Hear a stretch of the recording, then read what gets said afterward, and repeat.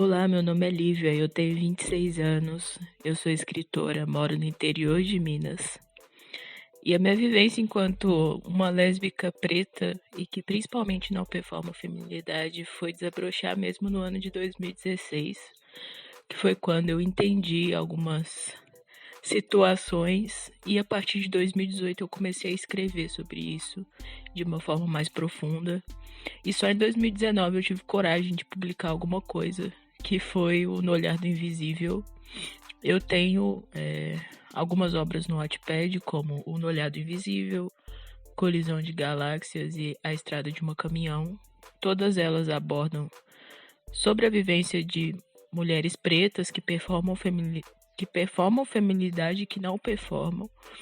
Então, esses trabalhos são muito importantes para mim naquela plataforma. E em agosto, um dos meus trabalhos vai sair na Amazon de forma digital, que é o No Olhar do Invisível. E é isso, eu tento falar bastante sobre afetividade, sobre amor, que eu acho que é um assunto super válido assim para nós, que isso nos é negado. Nós somos colocadas numa posição de invulnerabilidade muito grande enquanto mulheres pretas caminhoneiras. E eu tento abordar isso e mostrar que é natural a gente se sentir vulnerável e nós queremos sentir amor, nos sentir amadas, sabe? E é basicamente isso. Sobre inspiração, mulher que me inspirou. Foi muito cedo, em 2019, 2010.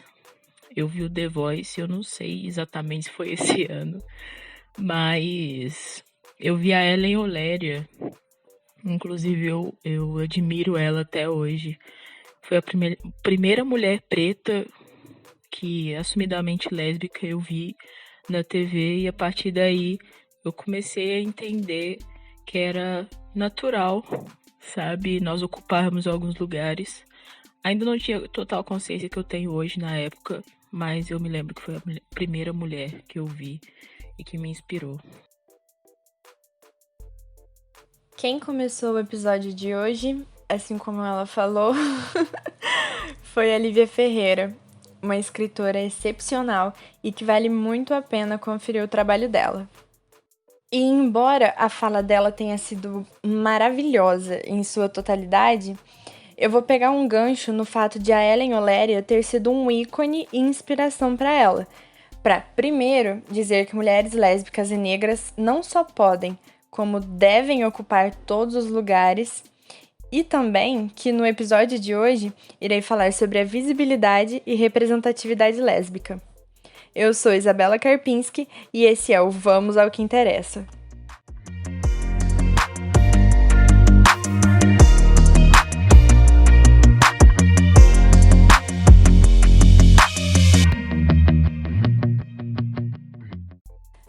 Para dar início ao assunto, é bom a gente pensar na relação das duas palavras, né? Da visibilidade e da representatividade. Conceituando um pouco, a visibilidade no mundo da física é a propriedade pela qual os corpos são percebidos pelo sentido da visão. E é essa conceituação que a gente vai usar, de estar visível, de ser vista. Já a representatividade é a competência de representar politicamente um grupo social e ou seus interesses. Então, é possível você ter visibilidade sem representatividade, mas não dá para ter representatividade sem a visibilidade. Vou usar como exemplo Ellen Page, né? Ellen Page é atriz e ativista, é uma mulher lésbica e tem muita visibilidade e representa as mulheres lésbicas. Mas não todas, se a gente levar em consideração de que ela é branca e estadunidense. Então, assim, ela tem visibilidade e representa um grupo específico. Mas as lésbicas negras, pardas ou sul-americanas ou de qualquer outro país que não seja os Estados Unidos não são representadas, mas existem outras mulheres lésbicas que têm visibilidade e que representam essas mulheres. Só que a Ellen Page, assim como outras atrizes lésbicas têm menos visibilidade do que atores como, por exemplo, um péssimo exemplo, mas o Johnny Depp, que é um cara escrotaço, mas ele tem muito mais visibilidade do que a Ellen Page. E por que isso acontece? Porque a gente tá inserido numa sociedade machista e também heteronormativa. Ou seja, a gente vive num meio em que a heterossexualidade é a única sexualidade tratada como normal. É a única que é explícita e celebrada. Por exemplo, se a gente pegar agora um perfil qualquer no Instagram de fotografia de casamento, a maioria esmagadora das fotos serão de casamentos heterossexuais. Se acharmos alguma foto de um casamento LGBT, mais difícil ainda vai ser de um casamento lésbico. Entende? Se a gente notar no dia a dia, em novela, em música, em livro, em rede social, como eu já falei, na maioria dos nossos círculos sociais também, os casais formados por uma mulher e seu cônjuge, seu parceiro, seu namorado, enfim, eles têm muito mais visibilidade do que um casal formado por duas mulheres.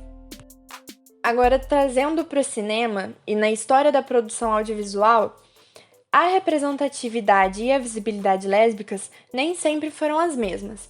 É como se existissem tipos de filmes. O primeiro são aqueles filmes que não têm nem visibilidade nem representatividade, que é quando, por exemplo, tem uma personagem que é lésbica, mas a gente só vai saber que ela é lésbica depois, porque alguém soltou numa entrevista que ela era lésbica, ou porque a gente imaginou que era. Um exemplo disso é a Velma, do Scooby-Doo, que depois de 5 live actions já gravados, há um tempo já, esse ano foram soltar que, na realidade, era pra Velma ter sido uma personagem lésbica. Só que ela não foi, ela foi mais uma personagem heterossexual. O segundo tipo são aqueles filmes que têm a visibilidade, mas não têm a representatividade. Ou o que eu chamo de representatividade falha. Não sei se esse conceito existe, depois eu vou pesquisar. Mas, continuando. São aqueles filmes que têm personagens lésbicas que, por exemplo, ficaram pra tiazona ou que reforçam estereótipos que não são de todo mundo, ou que as lésbicas, o pior de todos eu acho, estão ali como objeto de fetiche para homens. E por último, mas não menos importante, inclusive eu acho que é o mais importante, é os filmes que têm visibilidade e representatividade.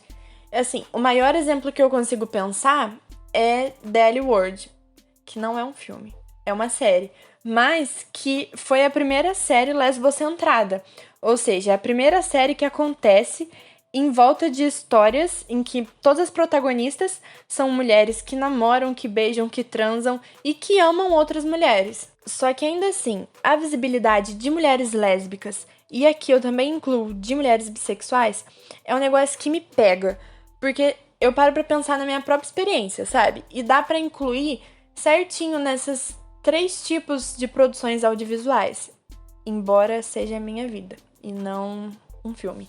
Mas é porque, assim, por exemplo, antes de eu me descobrir, era uma ou outra mulher que eu sabia que era lésbica, mas não se falavam sobre. E quando falavam, ou tinha que ser uma coisa muito em segredo, ou era, assim, coisas que passavam longe de ser positivas.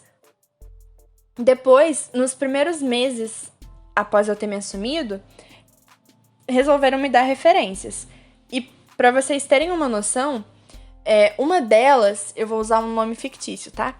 Era da Luísa, filha da Renata, que começou a namorar uma mulher, se revoltou contra os pais, saiu de casa pra morar com a namorada, depois foi traída e levou um pé na bunda, e aí não tinha mais onde morar. Eu sei que parece bizarro, mas me contaram essa história. E, tipo, que referência queriam me dar com isso, sabe? É claro que com o tempo eu fui procurando e encontrando referências, que na época eram poucas, mas que foram fundamentais para o meu processo de aceitação.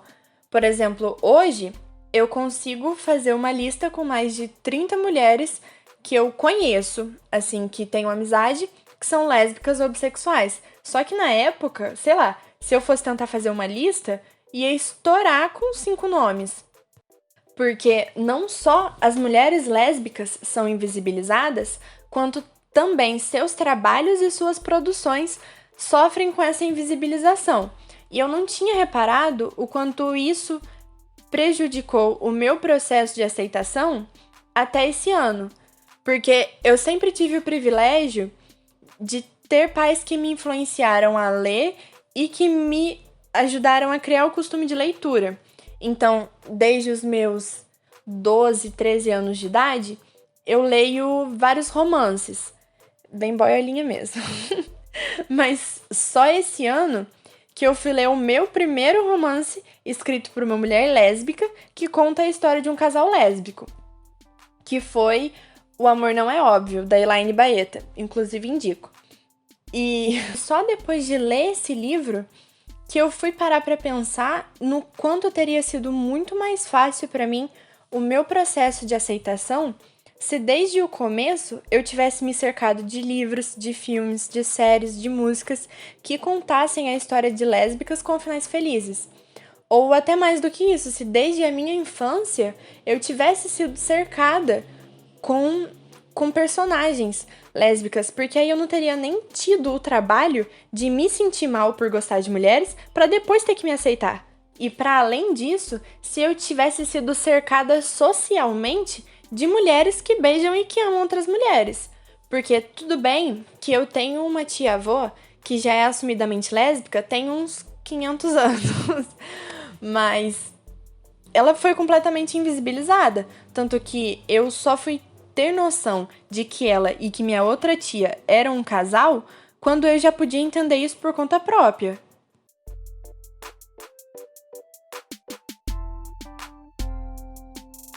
Claro que hoje o movimento lésbico caminha para a não aceitação dessa visibilidade falha, dessa visibilidade sem representatividade, que reforça estereótipo, que fetichiza e que, por mais que pareça controverso, que invisibiliza mais ainda o ser lésbica. Mas, para ir caminhando para o final do episódio, eu queria fazer um pedido para você. Eu sei que esse processo de ter orgulho de se assumir lésbica não é fácil. Para mim também não foi. Justamente por envolver muitas outras coisas e ser um negócio pessoal e acontecer no tempo de cada uma. Mas nem por isso tem que ser um processo complicado.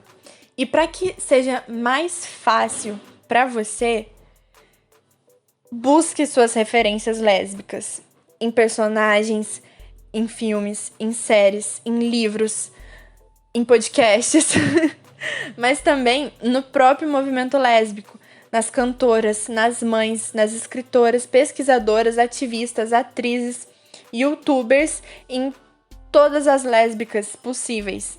E quando você achar essas mulheres, dê visibilidade para quem representa de verdade.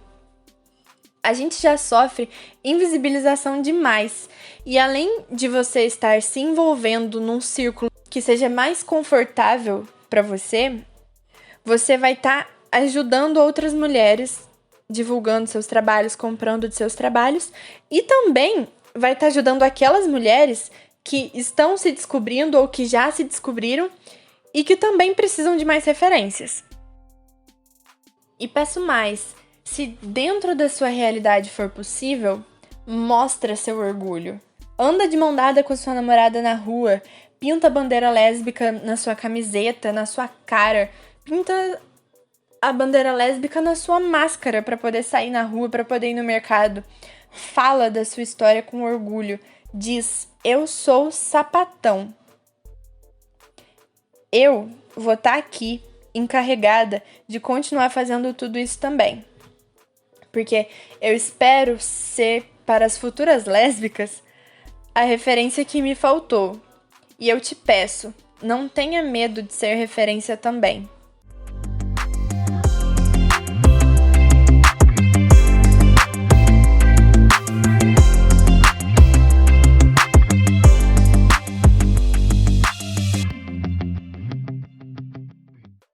Esse foi o segundo episódio do meu podcast, mas quem vai dar o tchau não sou eu.